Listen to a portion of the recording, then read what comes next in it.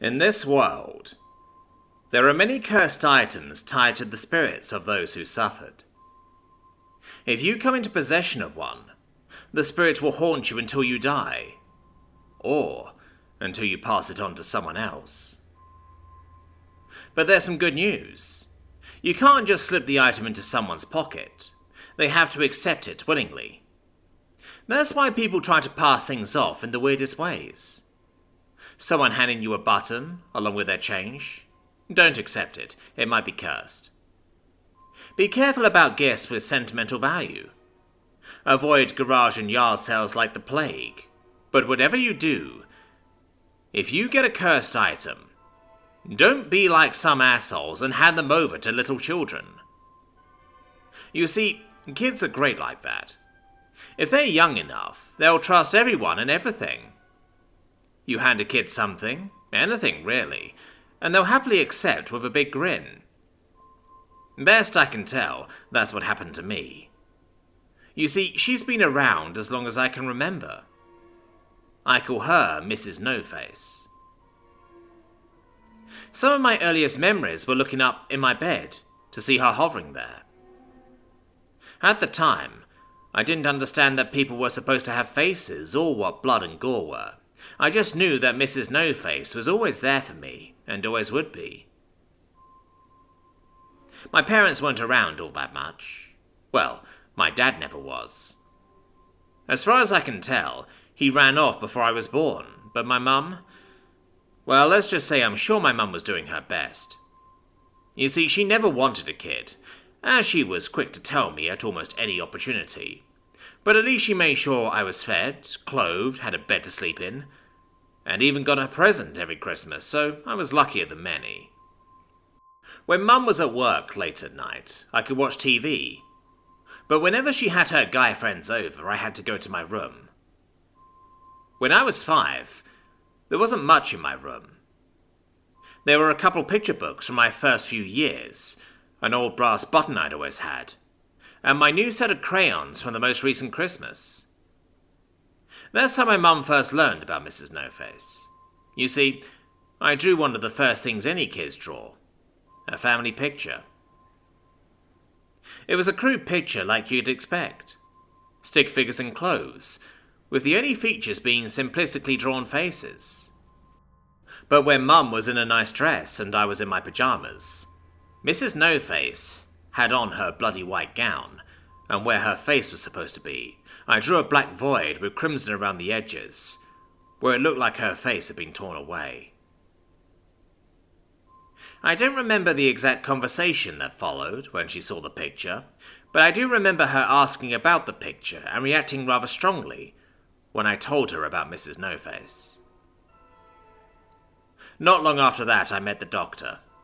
The doctor was one of my mum's guy friends, but she told me she'd cut him a deal on the price if you talked to my kid about her weird-ass drawings. The doctor never told me his name. He said officially he was never here, but he did like talking about my drawings and Mrs Noface. He told my mum that at my age, having an imaginary friend was normal, and I probably just got her from something I saw on TV late at night but didn't understand. However, my imaginary friend never went away. Eventually I started going to school, and I learned very quickly that my mum wasn't the only one bothered by drawings of Mrs Noface. So finally, I stopped drawing her, or speaking with her in public. That seemed to be enough to appease the teachers, but most of the kids still avoided me. They called me weird and spooky, because I was obsessed with ghosts and monsters, or maybe it was because mysterious things happened around me. At least, according to them. I still remember the time Rick hit me. I'd never really seen Mrs Noface interact with anyone else, but she picked him up and tossed him a few feet away. He wasn't hurt, but he sure was scared, and so were the other kids who saw. I got put in detention for that one. Also, whenever people played tricks on me, it always seemed to backfire. There was the time Alex propped a bunch of dirty erasers above the door, so they fall down on me when I walk through, only for Mrs Noface to grab them before they fell, and then throw them back at him one at a time. As we got older, the pranks got crueler, but Mrs Noface was always there to protect me. When kids threw stones, she'd throw them back. Cruel letters always seemed to find their way back to the students who wrote them. Everywhere I went, kids would whisper to each other, calling me witch or monster. But I didn't mind all that much. I was used to being alone, with only Mrs Noface to keep me company. At some point, I figured out people found entities like Mrs Noface scary. Not everyone thought horror movies were secretly comedies like I did, but I couldn't imagine monsters actually hurting people. After all, Mrs Noface never actually hurt anyone. Well, not seriously, anyway. As years passed, everyone got older. Rocks stopped getting thrown and people just started ignoring me. Slowly, Mrs Noface seemed to appear to me less and less as well. By the time I graduated and got a job, I'd go days or weeks without seeing her around, though she still often showed up behind me in mirrors, which always made me smile. By this point, I was starting to have a relatively normal life, at least by most people's standards. I worked a 9 to 5 that I hated just little enough not to quit, got my own apartment, and even went on the occasional date, few of which ever went anywhere. I lost contact with my mum. I'm grateful she didn't just abandon me as a kid, but we'd never really been a family. And once I could take care of myself, there just wasn't a connection there. I remember swearing that if I ever had a kid, I wouldn't just let them go. We'd be a happy family, like the one I never had. Then, late one night, when I was walking home, everything changed. It started when I heard footsteps behind me. I didn't think much about it at first. It wasn't common to run into other people walking around the neighborhood this time of night, but it wasn't unheard of either. But the footsteps kept getting closer and closer, as if something was chasing me. I picked up my pace, but so did they. I broke into a run, and so did they. I was trying to think of if there was anywhere public and open this time of night, when I rounded a corner and saw two monsters waiting for me. One of them had a half-melted face. Much of his skin was missing, and his left eye was hanging by a strand. Next to him stood a clown, but his face was distorted. His mouth was too big, his teeth were too long, and his eyes looked like they were bulging out of his head. I turned and tried to run across the street, but got tackled from behind. Looking up from the ground, I could see a werewolf crouching over me, laughing as it brandished a knife. When he spoke, his mouth didn't move. "Hey, empty out your pockets right now, and I wouldn't scream if you know what's good for you." I nodded, silently, and dug through my pockets, dumping everything on the ground. My wallet, phone, even my pocket change. The wolfman scooped it all up, laughing and calling me a good mark. But then the wolfman froze. He lifted his knife up and started shouting, "Hey, you! Do you want to die? Get out of here, now!" I didn't see who he was talking to, and based on the way the other two were looking around, they didn't either.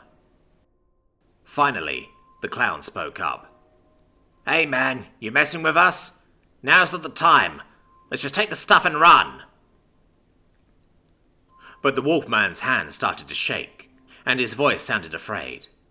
"I'm warning you. Get the hell away from us, now, or else."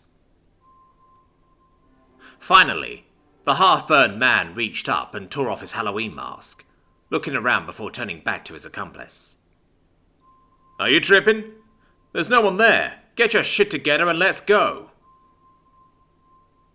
By now, the wolfman had fallen back and was looking up, pointing a shaking knife at thin air, as his voice reached a panic pitch. "I'm warning you! Get away! Leave me alone!" He started swiping at the air, and that was when something odd happened. The wolfman's hand froze, then he raised it straight up. Then, after a moment, he started hovering as if being picked up by his hand. When his mask flew off, it was clear he was sobbing. "Please, just let me go. Please." By now, his two friends were grabbing onto him, as if trying to pull him down. But then they were both thrown bodily aside as if pushed by some invisible force, and he started screaming incoherently, as if in great pain. A moment later, his face was torn clean off, and he dropped to the ground, lifeless. The other two muggers ran away screaming. I was about to run too, but there on the ground was all my stuff. Thinking that leaving my ID or phone sitting next to a crime scene like this was probably a mistake, I gathered it all up, pocketing it all, but then stopped when I saw something I hadn't thought much about in a long time. There, among the loose change, was an old beat-up brass button. I'd had it for as long as I can remember, and always thought of it as good luck. I reached down slowly and grabbed hold of it. As soon as it was in my hands, I could see Mrs Noface hovering over the body of my would-be attacker.